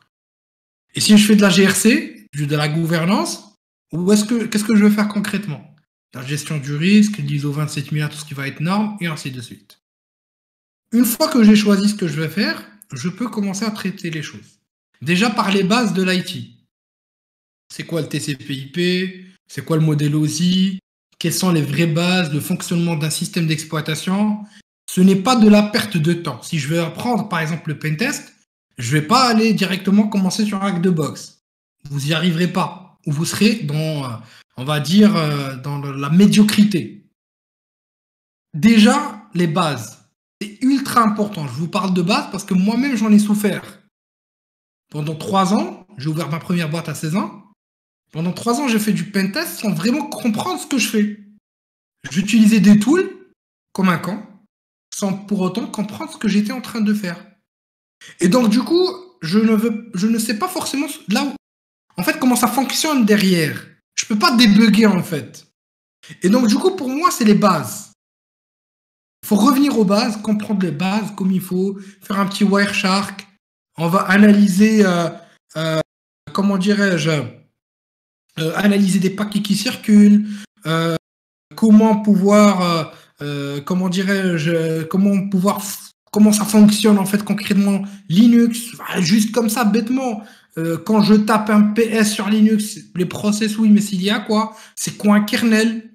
C'est quoi le userland et le kernel land?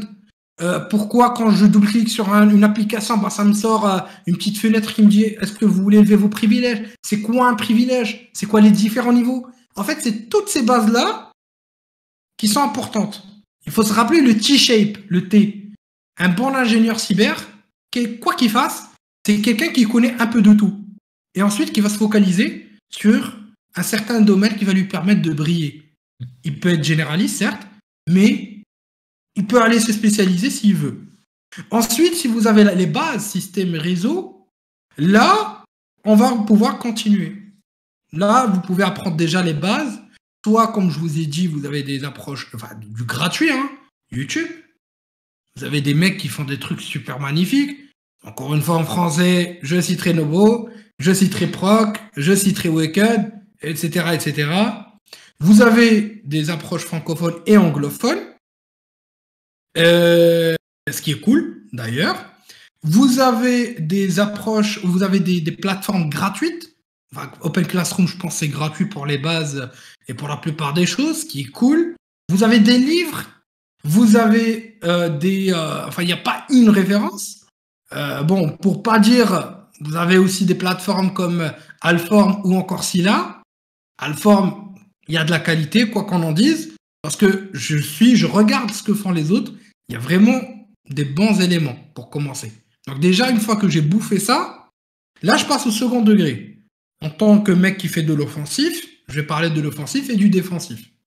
Si je veux faire de l'offensif, bah maintenant, généralement, on commence tous par du pentest. Généralement, c'est du pentest qu'on va pouvoir faire et ainsi de suite. Et après, on peut évoluer vers du Red Team, on peut évoluer vers du Purple Teaming, etc., etc. Pour moi, pour faire du vrai pentest, il faut déjà se positionner face aux méthodologies. Il faut comprendre ce qu'on souhaite faire. Et pour ça, bah, il faut se référer soit à des formations, encore une fois, sur des plateformes comme Alform, comme Scylla, comme Open Classroom. Il faut se référer aussi sur si vous avez la possibilité de pouvoir acheter des livres, vous avez des abonnements, par exemple, sur Packt Publishing. Packt Pub, je ne sais pas si vous connaissez, c'est indien et c'est incroyable.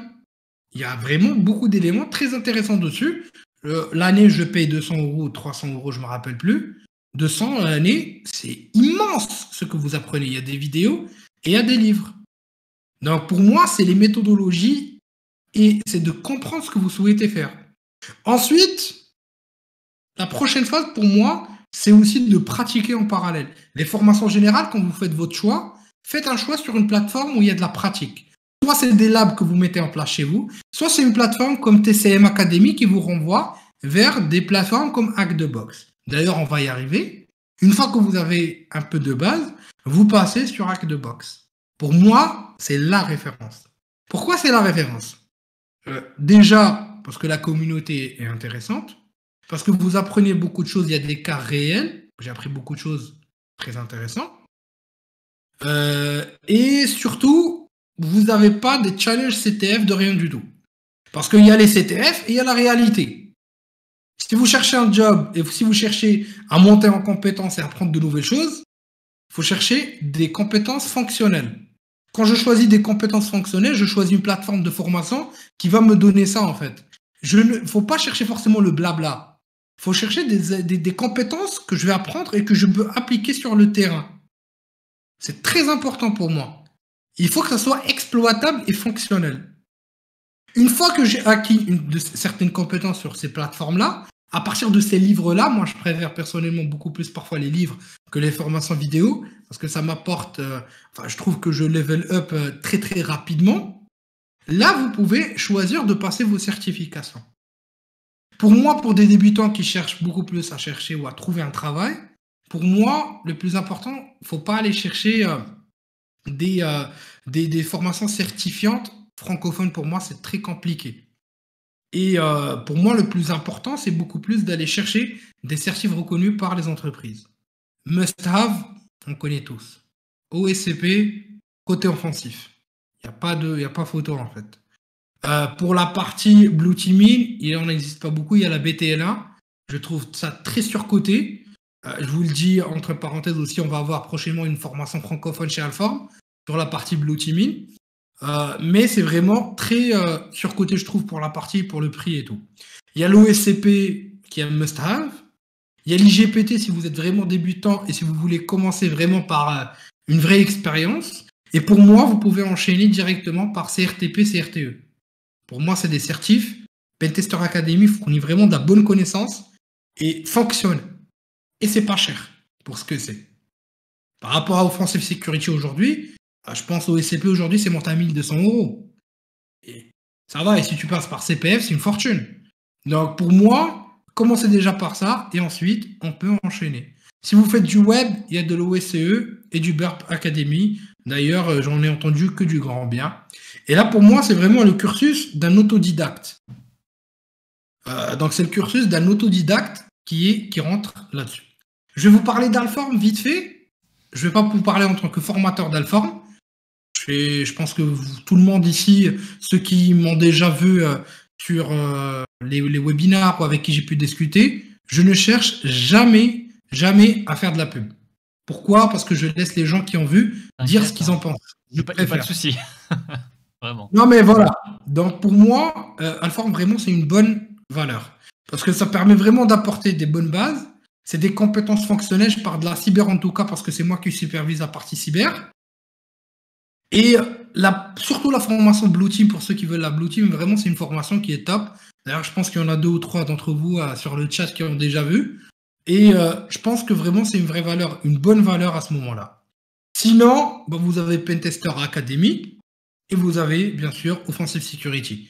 Allez dans la partie anglophone. Ça, je vous le conseille. À part la partie francophone, bien sûr, si vous aimez. Mais vraiment, pour aller beaucoup plus vite, il faut le faire. Et effectivement, c'est ouvert aux débutants. Vous pouvez foncer, c'est ouvert aux débutants, c'est facile.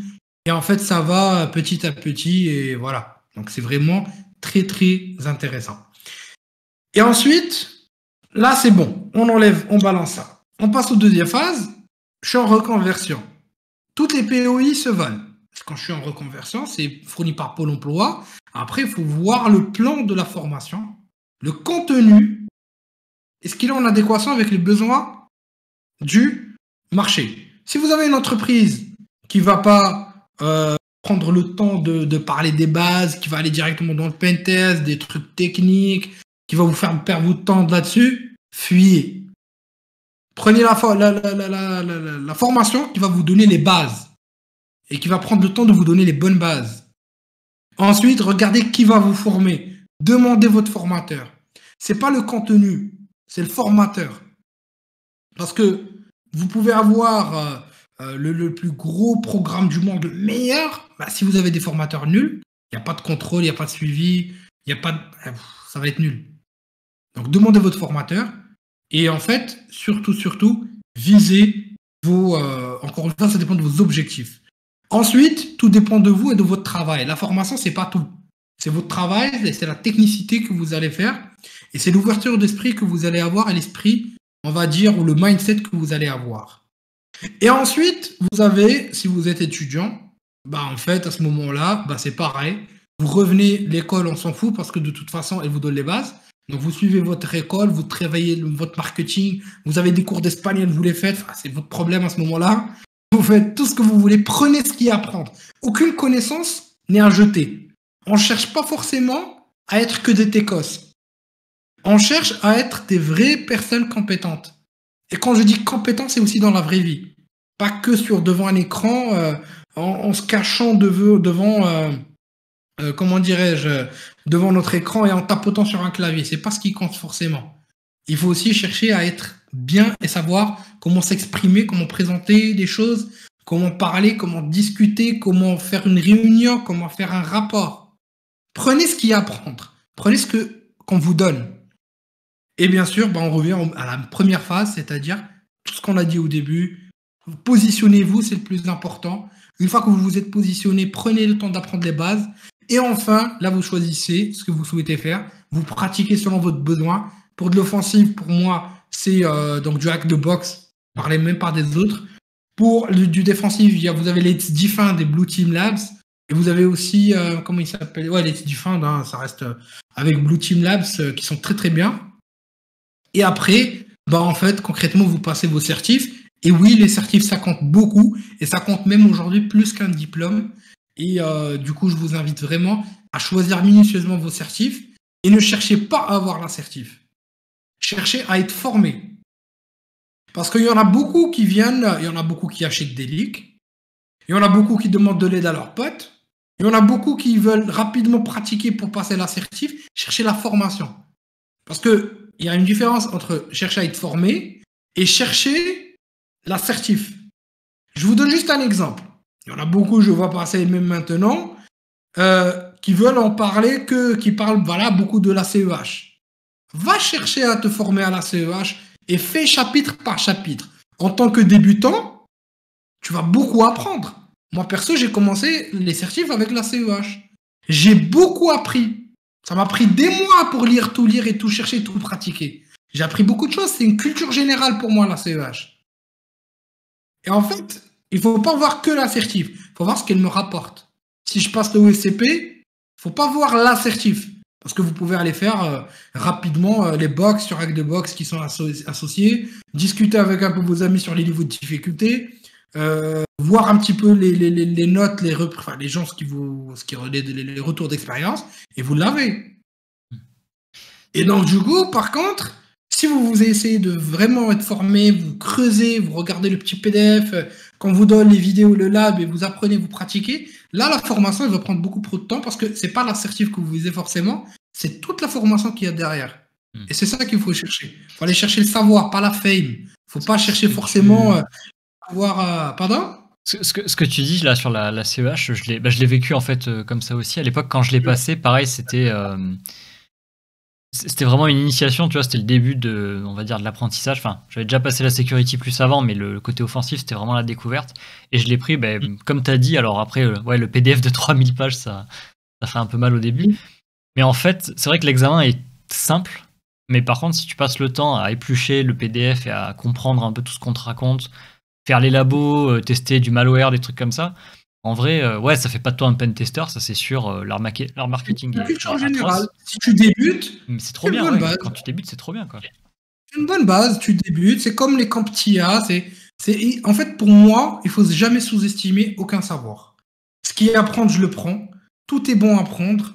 Et en fait, la culture du troll, faut l'éviter. Et il faut tout simplement, si on veut vraiment avancer en cyber, tu vois ce que je veux dire? Pour moi, il faut pas avoir peur forcément, parce que moi je connais des amis qui sont aujourd'hui, ils ont peur de dire que j'ai la CEH, ou ils ont peur de dire que je veux passer la Campti A+, ou autre. Pourquoi? Mais pourquoi? C'est au contraire. Faut être solidaire et il faut s'entraider et avoir une certaine bienveillance. Parce qu'aujourd'hui, ceux qui sont nuls aujourd'hui, demain, ils peuvent vous dépasser à des années-lumière. Il faut rester humble. Et encore une fois, comme on dit, culturellement chez nous en tout cas, en fait, il y a toujours, au-dessus de chaque savant, il y a plus savant que soi en fait. Et il y a toujours mieux que soi, et c'est ce que je peux conseiller à tout le monde. Hein. C'est vraiment c'est la science on va dire c'est l'art du partage et c'est le plaisir du partage. Et c'est pour ça que je fais ce métier aujourd'hui. On va dire une grosse part de mon temps, c'est de la formation, c'est du partage. C'est pas que de la formation, c'est des webinaires, c'est les meet-up quand je peux, c'est des trucs. Voilà, par exemple, là, je vous le dis, il y a mon livre qui va sortir prochainement. Je fais beaucoup de choses. J'aime partager. J'aime faire les choses comme je peux, selon mon modeste niveau technique et selon ma modeste expérience. Pour moi, c'est ça le plus important. Alors, ne spoil pas, ça c'est la partie 3. Ne m'en dis pas plus. Ok. Voilà, en gros... Souvent, quand tu commences, en fait, t'as pas toutes les notions ni la précision technique pour comprendre si la personne en face de toi te raconte n'importe quoi ou alors si elle te vend du rêve. Comment est-ce que tu ferais, toi, pour jauger un instructeur et savoir si si le formateur, du coup, est compétent dans ce qu'il t'enseigne? Alors, pour moi, je dirais 3 choses. Premièrement, une petite recherche sur LinkedIn pour voir un petit peu l'expérience de la personne. C'est pas forcément la quantité, c'est la qualité. Est-ce que c'est quelqu'un de juste technique? Est-ce qu'il a fait un peu de formation avant? Parce qu'il faut pas chercher forcément des gens super académiques, c'est pas bien. Et il faut pas chercher des gens ultra techniques. Parce que ultra technique, il s'en fout, il va aller rapidement, il veut juste montrer qu'il est plus fort. Et en fait, c'est de l'ego qui va être derrière beaucoup plus. Donc du coup, je chercherai quelqu'un de technico-fonctionnel qui a pu faire de la formation et de la technicité, qui travaille concrètement dans la technique et qui doit... Parce que faut des compétences fonctionnelles. Faut pas juste venir, je dis n'importe quoi. Je vais pas venir et vous apprendre à utiliser un tool. Ça, tout le monde sait le faire, mais je dois vous apprendre à utiliser ce tool dans un contexte professionnel, avec pédagogie. C'est-à-dire que je dois vous donner des exemples, comme même un enfant de 14 ans peut comprendre. mais techniquement derrière, c'est dur. Donc, il faut qu'il soit un mix entre quelqu'un de technique et de pédagogue. Ça, c'est le plus important. Deuxième des choses qui est très, très important, c'est, par exemple, tu es en cours ou autre, c'est la communication. Quelqu'un qui n'accepte pas beaucoup de questions, quelqu'un qui n'accepte pas beaucoup de critiques ou juste de demander n'importe quelle question, et il y en a qui stressent, pour moi, c'est pas un bon formateur. Être un formateur, ça ne veut pas dire que tu es un dieu dans ton domaine. Bien au contraire. Plus tu as du savoir, plus tu sais que tu ne sais rien, en fait. Et donc, du coup, il y a cet aspect-là aussi qui est important. C'est aussi un élément très important, c'est au centre de formation, quand tu demandes à un instructeur, en fait, tu demandes juste est-ce qu'il a de l'expérience en tant que formateur et est-ce qu'il a déjà pratiqué dans le monde réel. Encore une fois, compétences fonctionnelles. Ça, c'est très, très important. Encore une fois. Et du coup, il faut se demander, parce qu'il y en a beaucoup qui arrivent, beaucoup de centres qui arrivent, qui prennent des gens sans aucun, on va dire, sans aucune expérience. Des formateurs du dimanche, on appelle ça, parce que généralement, bien sûr, les centres vont chercher le moins cher. Tu vois, parce que les TJM en formation, on va parler si vous voulez après, dans le métier formateur, ça peut varier. Et du coup, ils vont chercher le moins cher. Et donc, du coup, le moins cher, c'est pas le meilleur. Et donc, du coup, il faut bien comprendre qu'il faut avoir quelqu'un aussi qui est compétent techniquement et qui est pédagogue. Et ça, c'est pas, on va dire, ça se trouve pas partout. Et encore une fois, c'est à vous de pouvoir vraiment imposer ça au centre de formation. C'est-à-dire, je choisis quelqu'un qui fait du pentest, je choisis quelqu'un qui a fait déjà du pentest concrètement dans la vraie vie, qui a déjà fait des formations soit avec le même centre ou avec d'autres centres, et qui a quand même un minimum d'expérience pédagogique. Parce que quelqu'un qui n'a jamais fait de la formation, on peut leur lui donner sa chance, il peut être bien, mais il faut donner quand même, ou il faut faire un bon choix. C'est-à-dire que je suis là pour apprendre, et donc du coup, je ne dois pas perdre mon temps, et je suis pas là pour faire, par exemple, office de punching ball, pour que quelqu'un puisse apprendre dans cette session.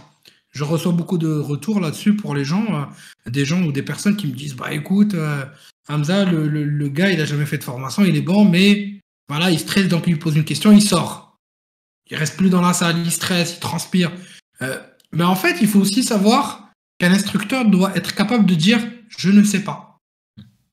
Vous pourrez respecter celui qui ne dit « je ne sais pas » plus que celui qui dit n'importe quoi et qui vous baratine juste pour répondre. Je ne sais pas, c'est normal, t'es formateur, t'es pas... Je sais pas moi, même celui qui a créé la techno en soi, il peut... voilà.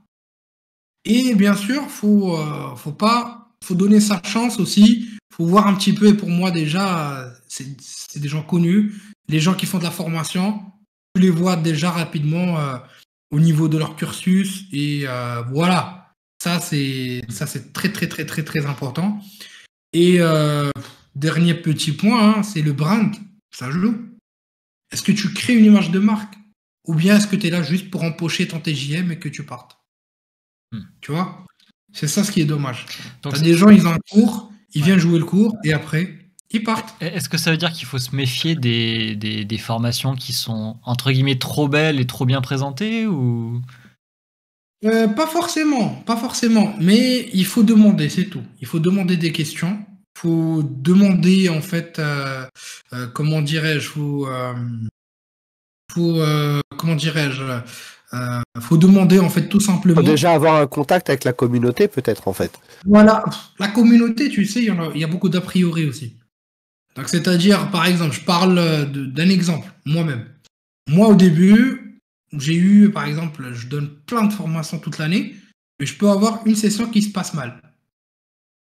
Quelqu'un peut assister à cette session, qui peut être catastrophique, et après, qui va induire en erreur d'autres qui vont pouvoir émettre d'autres contextes, d'autres formations. Ça peut arriver. Ça peut être physique, ça peut être moi qui suis fatigué, etc. C'est applicable à tous les formateurs. Mais bien sûr, la communauté va avoir des retours et peut donner des retours là-dessus. Il y a la communauté, il y a les réseaux, mais c'est aussi, tu peux avoir de nouvelles personnes pas forcément connues. Je dis un exemple. Stéphane Lebert. Qui a déjà entendu parler de Stéphane Lebert? Stéphane Lebert, c'est une icône de la cybersécurité francophone.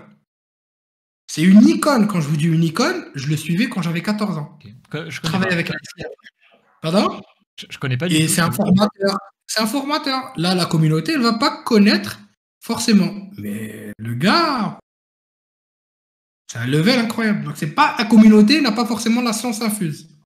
Mais les retours sont toujours bons à prendre. Donc, et bien sûr, j'ai vu Adthebox, il a dit que dire je ne sais pas, ça peut induire en erreur. Non, pas forcément. Je dis un exemple. Je suis en train d'utiliser, par exemple, Metasploit, le sujet le plus simple et le plus basique. Ça, c'est un cas que j'ai eu en formation. Il y a un gars qui, enfin, on étudie Metasploit de manière très poussée, le développement de modules et Railgun notamment pour le scripting interpreter. Et le gars me demande le fonctionnement d'une librairie en interne pour pouvoir automatiser l'importation des modules ou des exploits dessus. Je vais dire je ne sais pas, mais je vais creuser et je reviens vers toi demain. C'est quoi le problème? Même n'importe qui ici, qui puisse avoir même 10 ans d'expérience ou 20 ans en pentest, on va lui parler en blue teaming, bah, il ne saura pas tout. Il y aura toujours un point où tu vas être piégé. Et en fait, il faut juste être assez intelligent pour ne pas baratiner et dire la vérité. C'est tout. Je vous le dis, ça vient d'erreurs de mon côté. Au début, j'étais pas comme ça. J'essaie toujours de paraître le plus compétent, celui qui connaît tout, etc., etc. Mais on va dire que c'est pas toujours la bonne chose à faire. Tu vois, c'est pas toujours la bonne chose à faire. Et du coup, voilà. Après, attention, Adthebox, l'entretien, c'est pas la formation. L'entretien, tu dois pas. C'est autre chose en fait. C'est tu te vends.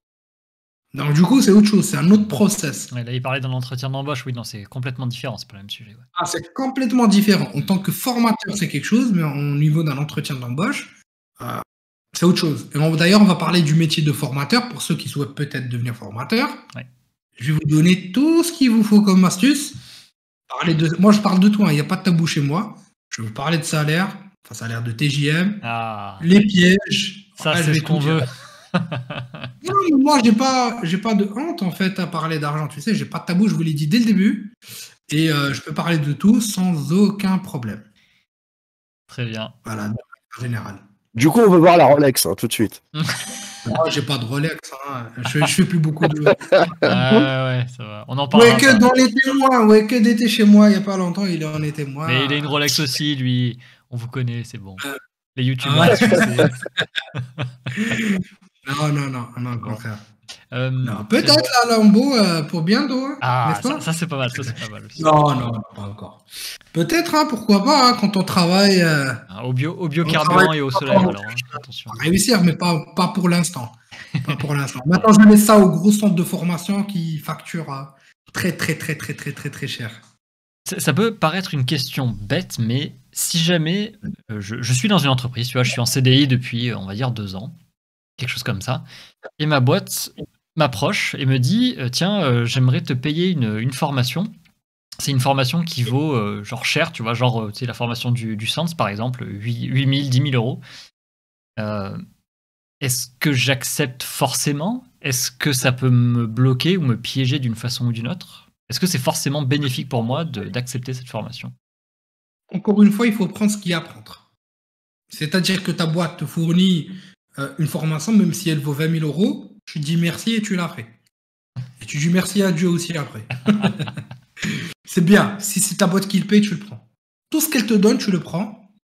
Encore une fois, moi, je dénigre aucune formation, aucun contenu et aucune certif. Ce qu'il faut, c'est de prendre ce qu'il y a à prendre. Si j'ai le choix, là, je peux faire un petit peu, comment dirais-je, je peux faire ma diva, quoi. Mais si j'ai l'entreprise qui me propose de faire la formation, je dirais merci beaucoup. Parce que généralement, le sens, il y en a qui les payent de leur poche. Le résultat n'est pas forcément, tu vois, attendu. Parce que quand tu payes 8005, c'est une somme, tu vois. Mais par contre, si c'est l'entreprise qui te la paye, parce que derrière, bien sûr, c'est l'entreprise qui te fait confiance, qui souhaite que tu montes en compétence, qui souhaite avoir un bon profil, là-dessus, il n'y a pas de problème. En fait, J'ai posé cette question-là tout simplement parce que dans certains contrats, quand on signe dans des entreprises, vous avez des clauses d'édit formation, ça s'appelle comme ça, qui fait que si l'entreprise, en gros, te finance une formation d'une certaine longueur, après, tu es obligé de rester un certain temps dans l'entreprise, ou alors tu es obligé de rembourser le coût de formation. Donc c'était un peu, en fait, dans ce sens-là que je posais la question, est-ce que ça peut pas te coincer à un moment? Alors oui, ça peut te coincer dans certains cas, surtout si tu es dans le public. Et sachant même que dans le public, si tu passes assez de certifs, on peut te refuser de partir du public. Par exemple, de l'armée. Si tu es très compétent, si tu as fait des formations de très longue durée, oui, l'armée peut te refuser de partir sous prétexte que tu as des compétences prisées et recherchées. C'est quand même bien fait. Non, c'est vrai ça. Mais sinon, généralement, les gens peuvent passer en civil, il n'y a pas de souci. Mais entre autres, tu peux aussi avoir, dans certains cas, voilà, une boîte. Ça dépend des lois. Je n'ai pas une connaissance affûtée des lois. Mais globalement, oui. Ce cas peut être, bien sûr, peut être récurrent. Et il faut voir les clauses dont d'ailleurs, ça passe aussi dans le contrat que tu signes pour le travail. Donc, il faut bien le lire. Et enfin, si une entreprise te fait autant de formations de qualité, je pense qu'il ne faut pas la rater. Il faut rester pour l'instant. Et je ne pense pas que quelqu'un, s'il a vraiment, donc on va dire, une certaine aisance, une certaine qualité, enfin je ne dis pas qualité de vie, mais une certaine qualité de vie professionnelle, ouais, si on veut. Donc là-dessus, ouais, bien sûr, je pense qu'il ne va pas partir. Il ne va pas partir d'aussitôt. Et donc, du coup, voilà. Mais voilà, si tu veux partir, tu rembourses effectivement. Et ça dépend des clauses, ça dépend de plusieurs détails. Et sur la partie loi, si j'ai une bonne mémoire, il y a une personne qui fait un truc magnifique. C'est un site, en fait, qui traite toute la partie IT au niveau de la loi. Je me rappelle pas du nom de la personne, mais c'est numérique. Un truc, attendez, je vais vous dire parce que c'est vraiment... voilà. Technique et droit numérique.fr avec des tirets. C'est Marc-Antoine Ledieu. Donc le gars, je vous mets le lien si vous voulez sur le chat. Ouais. C'est un gars qui présente un petit peu les différents use cases en fait du droit dans le numérique. Ça peut vous apporter des valeurs ajoutées. Parfois, il y a des sujets intéressants sur la légalité du pentest, des leaks, etc., etc. Donc, je vous mets ça pour ceux que ça peut intéresser.